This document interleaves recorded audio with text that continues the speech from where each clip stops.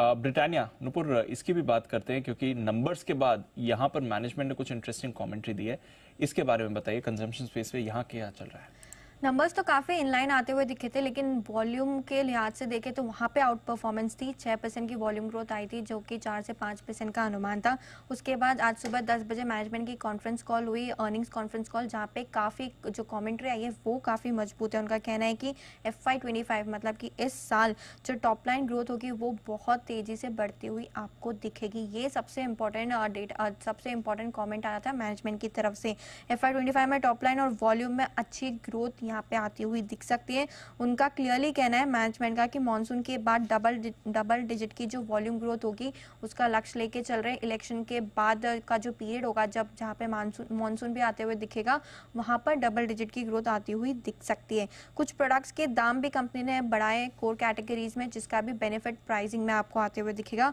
Market share बढ़ाने पर company का क्लियर फोकस है और इन सबसे ऊपर मैनेजमेंट ने क्लियरली कहा कि रूट टू मार्केट प्रोसेस जो है कंपनी का, उस पर कंपनी फोकस करिए, जिसकी वजह से डायरेक्ट रीच होगी कस्टमर्स तक। रूरल डिस्ट्रीब्यूटर्स में भी कंपनी विस्तार करिए, जिससे ग्रोथ आती हुई दिखेगी और की सेगमेंट्स में जो लॉन्चेस है उससे भी ग्रोथ आती हुई नजर आएगी। इंटरनेशनल कारोबार में कोई भी दिक्कत नहीं है, वहाँ पे स्ट्रॉन्ग ग्रोथ की ही उम्मीद है।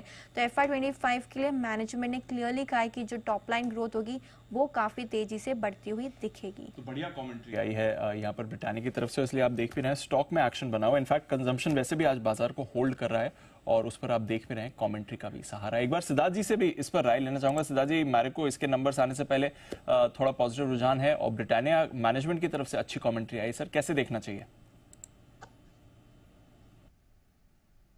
देखिए दीपांशु, अगर एफएमसीजी कारोबार की बात करें तो हिंदुस्तान यूनिलीवर के वॉल्यूम्स नहीं आ पा रहे हैं, जो सबसे बड़ी दिक्कत है एफएमसीजी समूह में।